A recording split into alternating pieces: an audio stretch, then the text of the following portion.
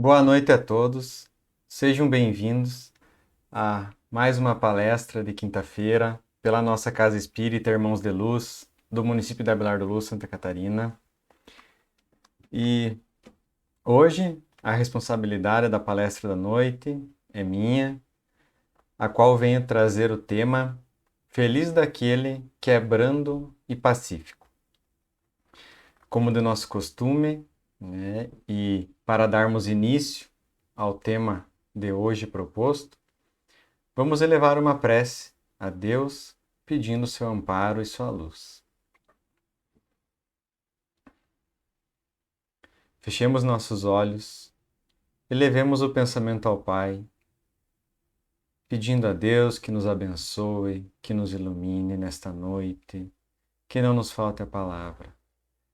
Que a luz do discernimento, que a luz que ilumina a alma, esteja com cada um de nós. Pai amado, na certeza de seu amparo e sua proteção, iniciamos a palestra da noite. Que assim seja. Que assim seja. Então, mais uma vez, boa noite, pessoal. Sejam bem-vindos à palestra da noite com o tema Feliz daquele que é brando e pacífico.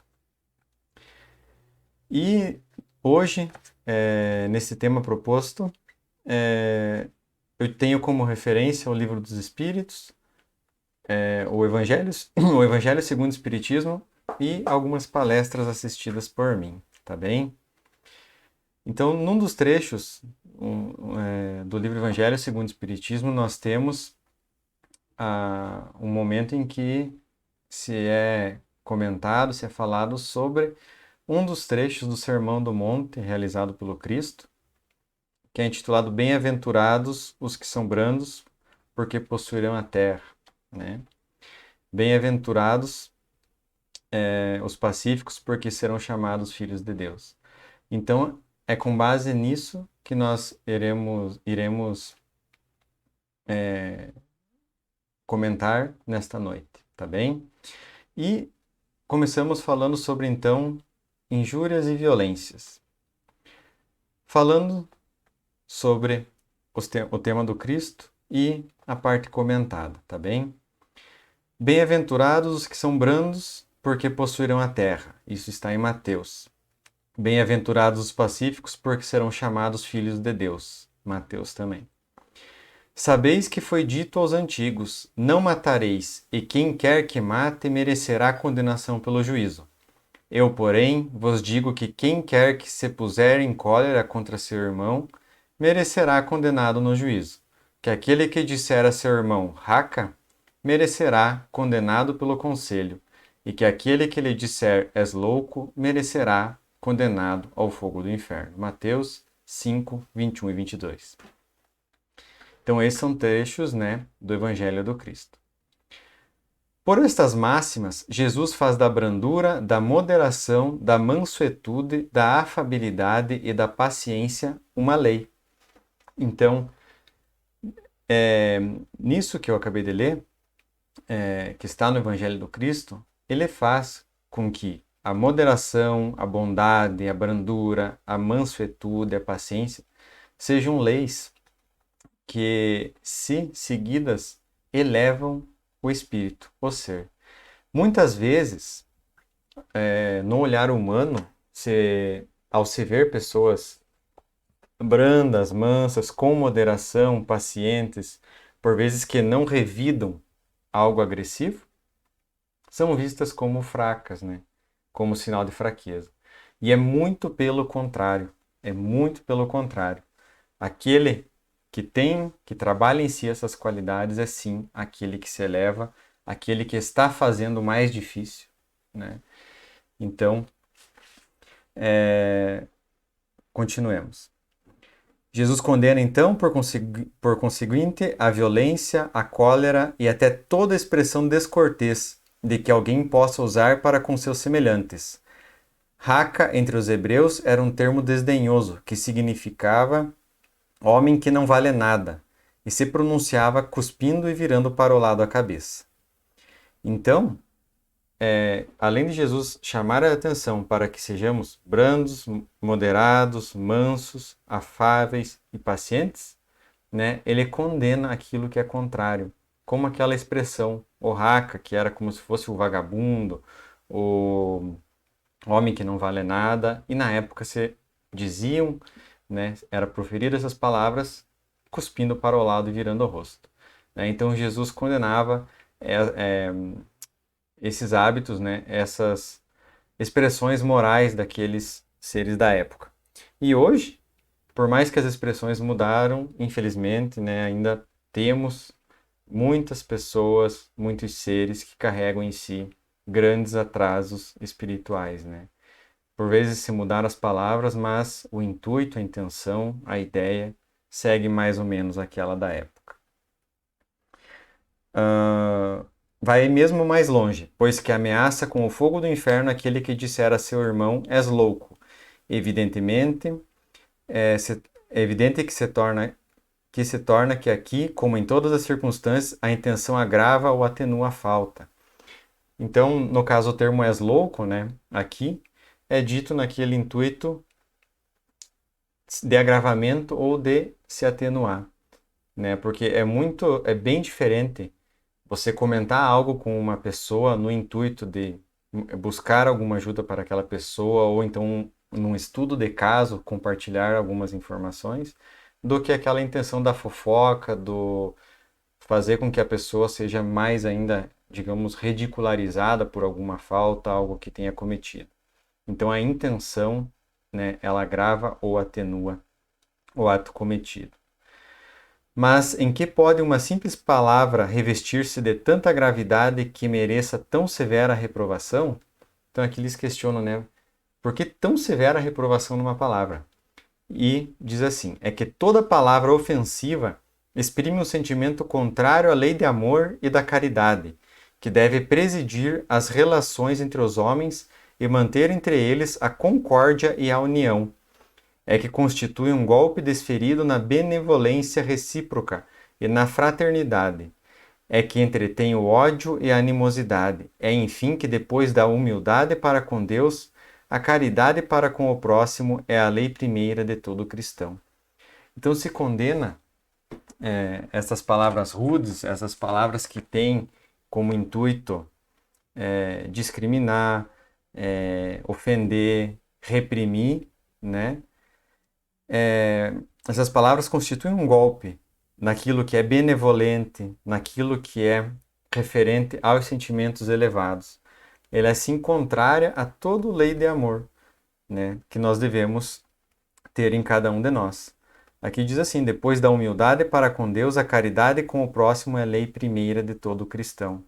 Né? Então, todo aquele que segue os exemplos do Mestre, do Cristo, né, que crê em Deus, sabe que a humildade para com Deus, né, a fé nele, a certeza de que nós temos um Pai de infinita justiça, amor por cada uma de suas criaturas, a caridade para com o próximo, que é nosso irmão, que também é um ser falível, assim como nós, porque todos nós somos falíveis. Então, é preciso que tenhamos a caridade com o próximo, né? Que saibamos aplicar isso no nosso eu para, então, que atinja o próximo da melhor maneira possível. O que queria Jesus dizer por estas palavras? Bem-aventurados os que são brandos, porque possuirão a terra. Tendo recomendado aos homens que renunciassem os bens deste mundo e havendo-lhes prometido os do céu. Enquanto aguarda os bens do céu, tem o homem necessidade dos da terra para viver. Apenas o que ele lhe recomenda é que não ligue estes últimos mais importância do que aos primeiros. Então, quando Jesus diz: bem-aventurados os brandos, porque herdarão a terra. Com certeza hoje, mais do que em muitas épocas, posso dizer, estamos vivendo isso, né? Estamos num momento de transição planetária, que nós espíritas chamamos, onde a Terra vem passando de um mundo de provas e expiações para um mundo de regeneração, um mundo melhor, uma Terra melhorada. E a prova de que tudo isso vem acontecendo, além de todas as circunstâncias que estamos vivendo nos dias de hoje, Basta olharmos para trás e vermos o quanto a Terra já evoluiu, né? Nas leis morais, digamos assim, vou dar um exemplo que me veio agora à cabeça. Lá quando Moisés, para o seu povo, determinou olho por olho e dente por dente, né? Ou também conhecida como a lei de Talião. Na época, o povo, muito bruto, muito rude, né? Muitas vezes, se alguém ia lá e roubava uma maçã na feirinha da época, o dono da feira se sentia tão ofendido e no direito de simplesmente ir lá matar aquele que roubou aquela maçã, de matar os familiares dele, de colocar fogo nas residências dos familiares e exterminar com tudo, entende? Então, por isso, ali, nessa primeira lei, foi assim, né? Olho por olho e dente por dente, para que não fosse aquele algo exacerbado para a época, né? Tudo veio melhorando. Aí depois veio não, né? Se um dia me desferires algo, né, que eu não revide, né? Isso a lei de amor que Jesus veio ensinar. E hoje nós vemos, né? Hoje se há uma desavença entre duas pessoas, não como lá no tempo de Moisés, de todo aquele ato exagerado, mas muitas vezes o máximo ali é bloqueia na internet, cria uma desavença, o que é lamentável, né? Pois nós sabemos que, pelos próprios ensinamentos do Cristo, sabemos que devemos sempre nos reconciliar com o nosso irmão antes de depositarmos a nossa oferta ao altar, né? Como diz no texto bíblico. E todos esses ensinamentos dizem que, porque sendo nós todos irmãos, precisamos, né, estarmos em paz, em harmonia. Pois para vencermos a terra, precisamos sim vencer todas as mazelas morais, sentimentais, enfim, que temos aqui. Então, e quando ele é aqui? Enquanto aguarda os bens do céu, tem homem necessidade dos da terra para viver.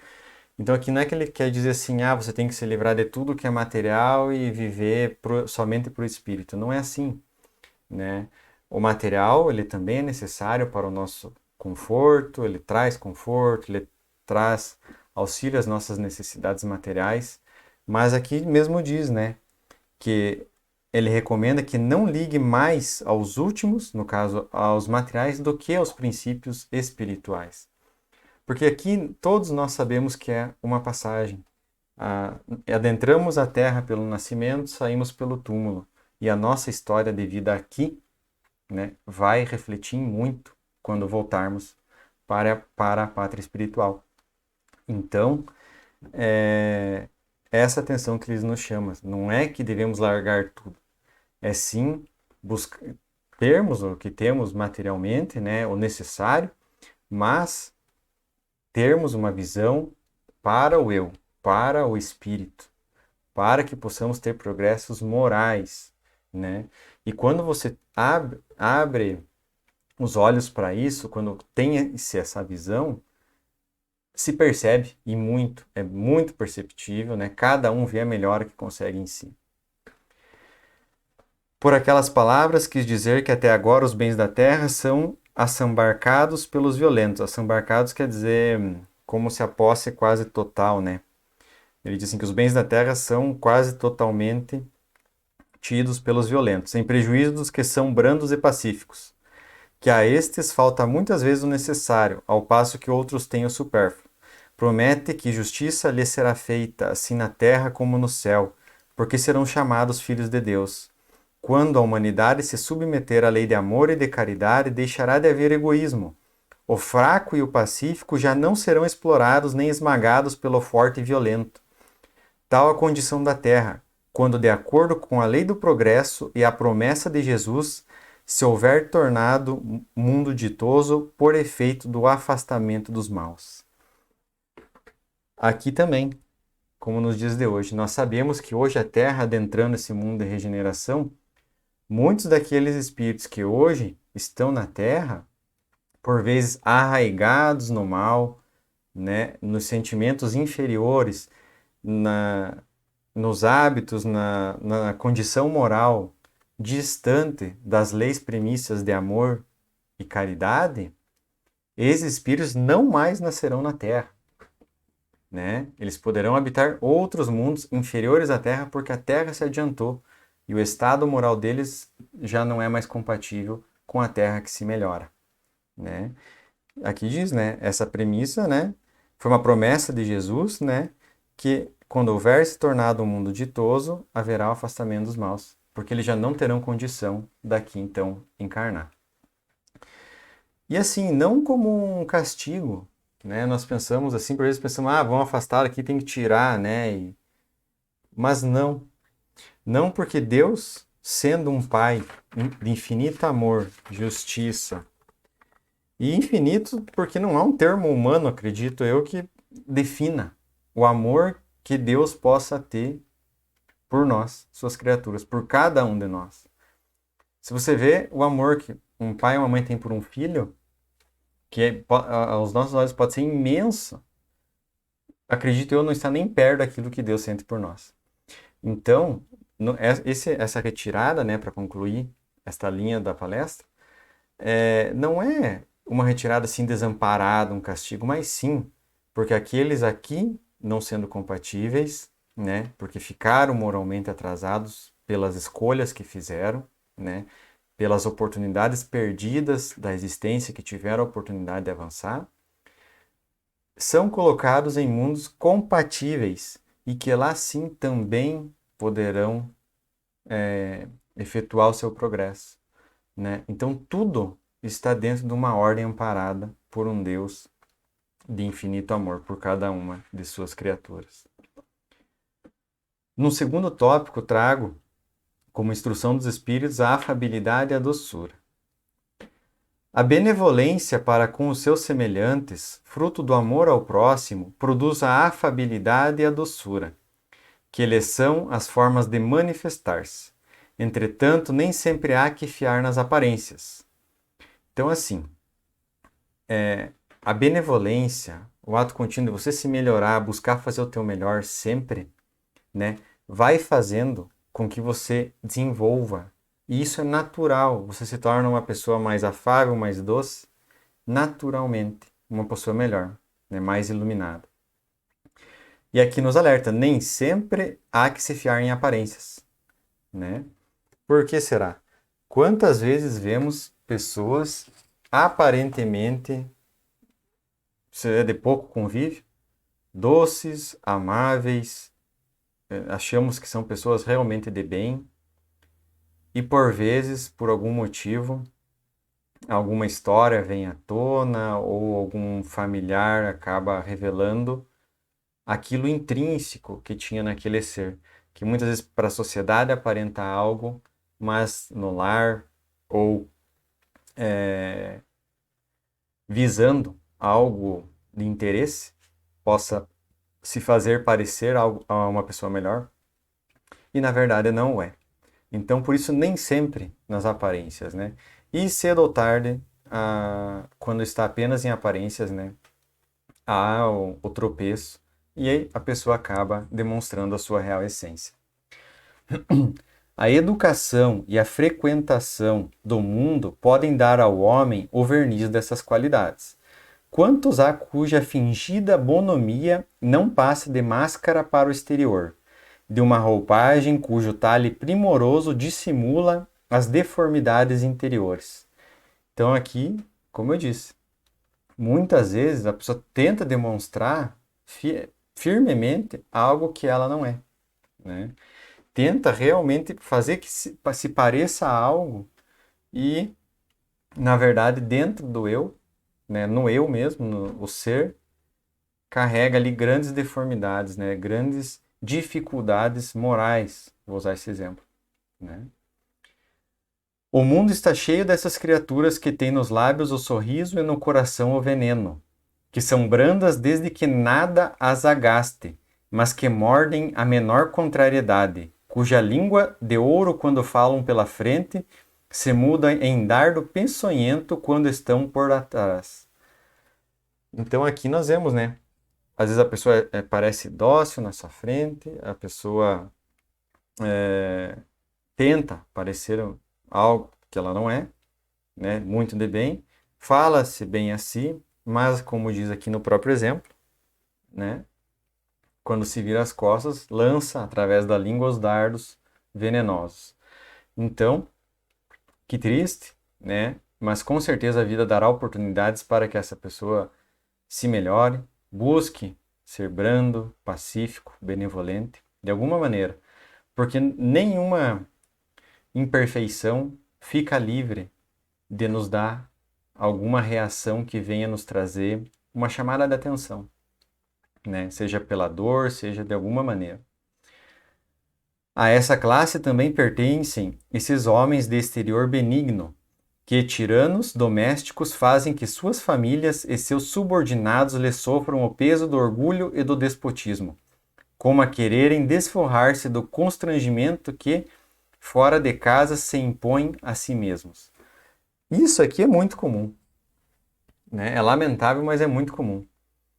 Quantas pessoas, por vezes, na sociedade, enfim, na sociedade, vou usar o termo, se conhece como sendo uma pessoa muito legal, muito gentil, brincalhona. De qualquer maneira, você tem uma ideia boa daquela pessoa, mas em casa, né, no lar, dentro do lar, ela cospe o veneno, né? Ela demonstra o verdadeiro eu de quem ela é e aqueles que estão partilhando da mesma casa são os que sofrem, né? E chama atenção nisso, partindo também da ideia do núcleo familiar, né? O núcleo familiar, marido e mulher, filhos, pais, né? Geralmente é ali, principalmente é ali, que estão os nossos desafetos do passado, estão aqueles que nós devemos hoje nos reajustar, buscar o equilíbrio, a harmonia. E por que será que fora do lar se age de bem, alegre e dentro do lar, né, solta a peçonha, como diz aqui, né? Não deveria ser assim, né? E a recomendação é para que não seja assim. Porque se está difícil dentro do lar, eu tenho que ser como eu sou, né? Buscar trabalhar as minhas dificuldades ali, buscar me harmonizar com aqueles que partilham o mesmo teto. Do contrário, talvez não seja interessante permanecer junto, porque muitas vezes aquilo que começa-se a ter problemas que acabam, por vezes, trazendo mais dificuldades, atrasos e talvez possam trazer mais débitos para ser corrigido no futuro, talvez seja necessário, por vezes, né, ali se afastarem por um tempo. Isso é muito triste, mas por vezes necessário. E, como nada é por acaso e se está sempre amparado por Deus, né, nessa instrução dos Espíritos por afabilidade e doçura, devemos buscar compreender aquele que por vezes passa por maus bocados, digamos assim, mas que também deve fazer sua parte, né? Então, nesse trecho que nos alerta para aqueles que fora do lar são benevolentes, são afáveis e dentro do lar soltam o veneno, né? Fica aqui um grande puxão de orelha, digamos assim, uma chamada de atenção completamente amorosa, posso dizer assim, porque se você compreende isso, será muito bom, não só para você, mas para todos, mas principalmente para você, certo? Não se atrevendo a usar da autoridade para com estranhos, que os chamariam à ordem, acham que pelo menos devem fazer-se temidos daqueles que lhe não podem resistir. Envaidecem-se de poderem dizer, aqui mando e sou obedecido, sem lhes ocorrer que poderiam acrescentar, e sou detestado, olha só, né? Por vezes aquele que está em casa acha que está fazendo, né? Acaba então sendo detestado, criando aversões pelos seus entes queridos. Não basta que dos lábios manem leite e mel. Se o coração, de modo algum, lhe está associado só à hipocrisia. Aquele cuja afabilidade e doçura não são fingidas, nunca se desmente. É o mesmo tanto em sociedade como na intimidade. Esses, ademais, sabe-se que, pelas aparências se consegue enganar os homens, a Deus ninguém engana. Então, Lázaro, Paris, 1861. 1861. Então aqui ele diz, né? Quando a afabilidade e a doçura não são fingidas, nunca se desmente, né? Aquele que finge, em algum momento desliza, né? E a máscara cai. E não adianta enganar, porque pode se enganar por um tempo os homens, mas a Deus ninguém engana, né? Deus vê a vida de cada um de nós pelos nossos olhos. Deus está em tudo, né? Não há nada fora de Deus. Deus está nesse momento aqui comigo, está aí com você e está em tudo, porque não há nada fora de Deus, né? Então a Deus ninguém engana. No próximo tópico, dentro do tema Feliz daquele que é brando e pacífico, trazemos a paciência. E aqui, sobre a paciência, achei interessante porque ele fala sobre a dor. A dor é uma bênção que Deus envia a seus eleitos. Não vos aflijais, pois quando sofrerdes, antes bendizei de Deus onipotente, que pela dor neste mundo vos marcou para a glória no céu. Sede pacientes. A paciência também é uma caridade e deveis praticar a lei de caridade ensinada pelo Cristo, enviado de Deus. A caridade que consiste na esmola dada aos pobres é a mais fácil de todas, né? Muitas vezes quando se fala em caridade, você pensa naquilo, em dar esmola. E essa é a mais fácil de todas, ela é material. Muitas vezes a pessoa não dá aquilo, né, de uma maneira inteira, ela dá geralmente algo que está sobrando para ela, né? Mas assim, falando sobre a dor, a primeira linha desse trecho que eu li, aqui está dizendo que a dor é uma bênção que Deus envia.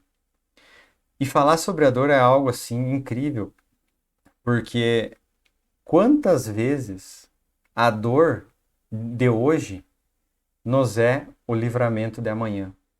A dor de hoje pode ser o resgate da existência para um futuro luminoso. Sempre termos a paciência, né? Como Cristo ensinou, bem dizer a Deus, né? Porque nada nos acontece por acaso, em tudo há um propósito. Todo sofrimento vai passar. Tenha certeza que qualquer sofrimento vai passar. Porque a dor não é só a dor física, a dor de um machucado, a dor da alma.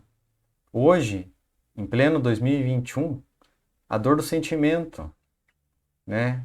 Os deprimidos, os ansiosos, os que de certa maneira perdem o sentido da vida, os propósitos da existência, têm dificuldade em encontrar, né? Então a dor vem chamando que algo precisa ser feito diferente, que nós devemos sim levantar, porque tem um ditadinho, algo que eu vi em algum lugar, diz assim, que ninguém tropeça sentado, né? Aquilo que buscamos, precisamos fazer nossa parte. Se nós queremos sair de algo, precisamos levantar, precisamos fazer um esforço para que tudo se movimente naquela intenção que estamos tendo. Por vezes parece que tudo vai dar errado, por vezes vai parecer, mas no final tudo vai dar certo, né? Então, sobre a paciência, né, a dor faz com que tenhamos paciência.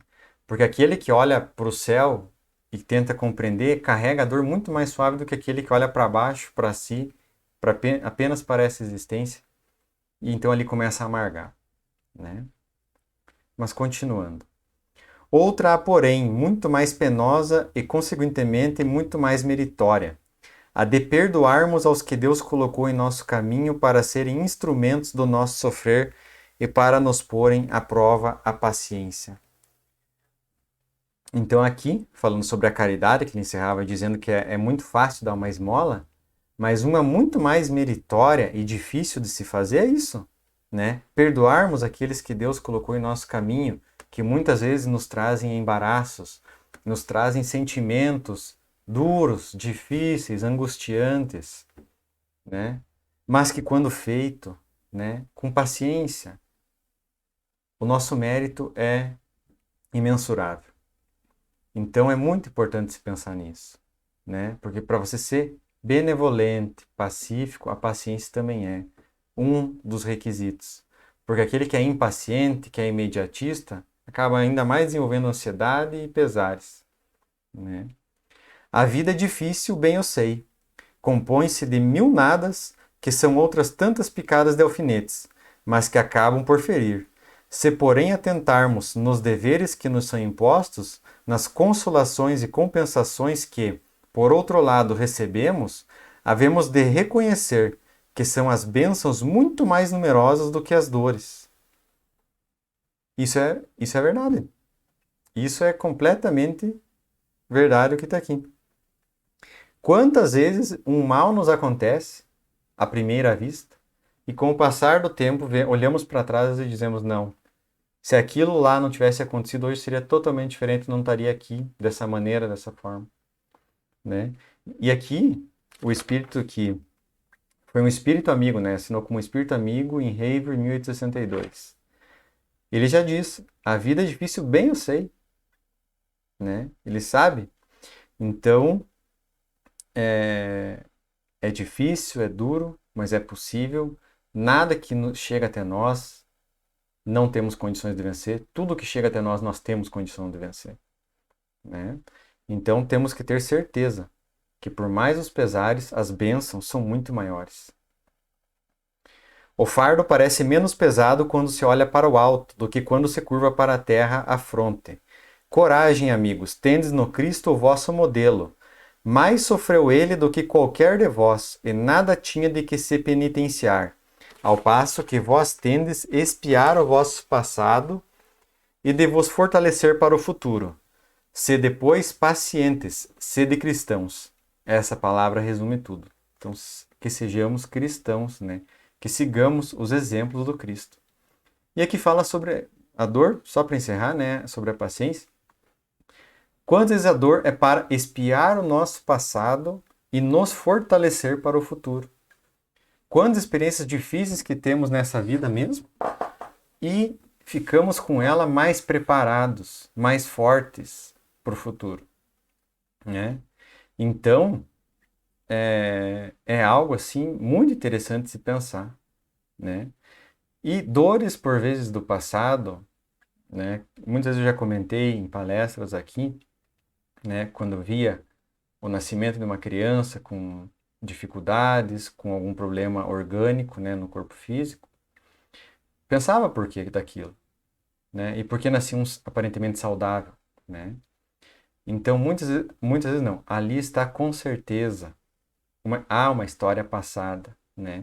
Porque se Deus é justo e bom, não há porque, por um simples azar ou sorte, você nascer com uma determinada limitação e outro não, né? Tudo está dentro de um porquê, de um merecimento, e tudo está sempre na direção do progresso do ser, né? Da criatura, de cada um de nós.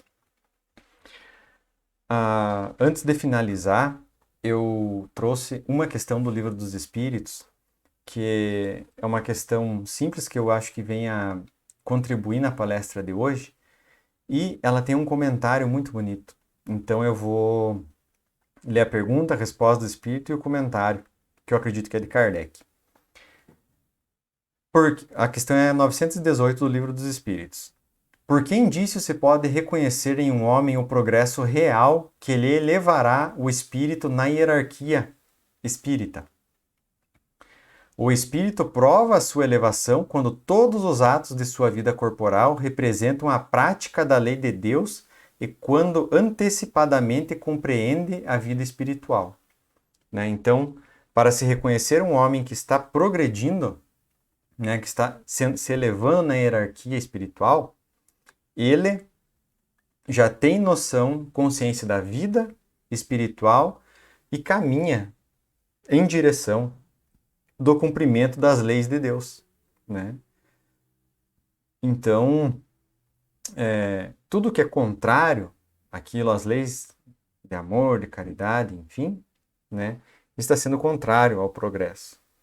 Mas tudo aquilo que caminha nessa direção, então, está na direção da elevação da vida espiritual. E o comentário é assim: Verdadeiramente o homem de bem é o que pratica a lei de justiça, amor e caridade na sua maior pureza. Se interrogar a própria consciência sobre os atos que praticou, perguntará se não transgrediu essa lei, se não fez o mal, se fez todo o bem que podia, se ninguém tem motivo para dele se queixar, enfim, se fez aos outros o que se desejava que lhe fizessem. Possuído do sentimento de caridade e de amor ao próximo, faz o bem pelo bem, sem contar com qualquer retribuição e sacrifica seus interesses à justiça. Então, há aquele bem puro, né? Eu faço o bem, não esperando, não, hoje eu fiz o bem para aquela pessoa, agora eu pedi para aquela pessoa algo, um favor, enfim, e aquela pessoa se recusou e eu já crio aversão. Não, você não foi benevolente no sentido íntegro da palavra, né? Você foi parcial, né? Você fez algo esperando algo em troca, fez algo de bom, aguardando alguma certa empatia do outro, sendo que o outro também é imperfeito. E é por isso que nós devemos fazer o bem sempre, né? Não esperar nada de ninguém, né? E quando se faz o bem sempre sem esperar nada de ninguém, a vida conspira ao seu favor. Então é algo incrível. Então, que tenhamos, né, essa pureza no nosso coração, né?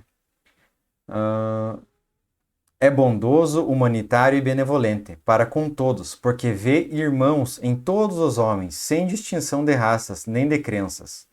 Se Deus lhe outorgou o poder e a riqueza, considere essas coisas como um depósito, de que lhe cumpre usar para o bem. Delas não se envaidece, por saber que Deus, que lhes deu, também pode las retirar.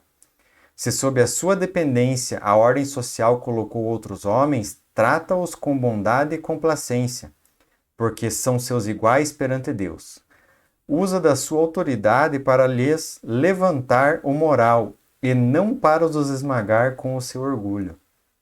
Né? Então, essa frase aqui eu vou comentar porque aquele que se encontra em posição superior, né, na nossa realidade, em posição de chefia, dirigentes, né, pessoas que estão, digamos assim, hierarquicamente superiores. No social, que muitas vezes nem sempre aquele que está superior hierarquicamente aqui no social, moralmente é superior. Não, não é nada disso. Mas aquele que, digamos assim, tem-se como referência, como chefe e tal, é aquele que sim deve, né? Deixa eu só encontrar aqui.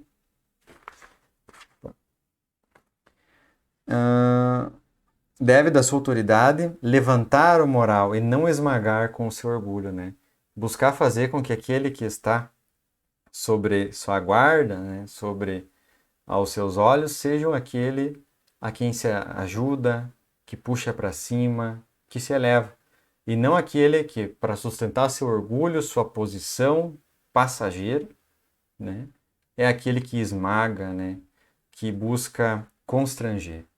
Aí está totalmente contrário às leis de amor, de caridade e de justiça. É indulgente para com as fraquezas alheias, porque sabe que também precisa da indulgência dos outros e se lembra das palavras do Cristo. Atire a primeira pedra aquele que estiver sem pecado. Não é vingativo. Então, ele é indulgente. Né? Ele entende que o outro pode errar. E ele sabe que ele também erra. Ele perdoa porque ele sabe que ele precisa do perdão, porque não há um ser na Terra perfeito. Todos estamos buscando e caminhando na direção do progresso. Né? Não é vingativo. Né? Se alguém me faz o mal, o principal mal não é quando me fazem o mal. O problema do mal é quando eu faço, que aí sim eu estou me ferindo. Agora, se fazem mal para mim, é uma pena para aquele que está fazendo. Né? Porque aquele que está fazendo é que, na verdade, está fazendo para si mesmo. Então, ter esta visão das coisas, né, essa claridade da vida, traz grandes consolos para o ser encarnado. A exemplo de Jesus, perdoa as ofensas para só se lembrar dos benefícios, pois não ignora que, como houver perdoado, assim perdoado lhe será. Respeita, enfim, em seus semelhantes todos os direitos que as leis da natureza lhes concedem, como quer que os mesmos direitos lhes sejam respeitados. Bom, pessoal, então a palestra de hoje, bem-aventurados, né, ou feliz daqueles que são brandos e pacíficos. O que eu preparei para a noite de hoje foi o tema transcorrido até aqui. Espero que tenham, de alguma maneira, aproveitado, né, que tenha sido de alguma forma bom, para que tenha contribuído para o conhecimento de vocês.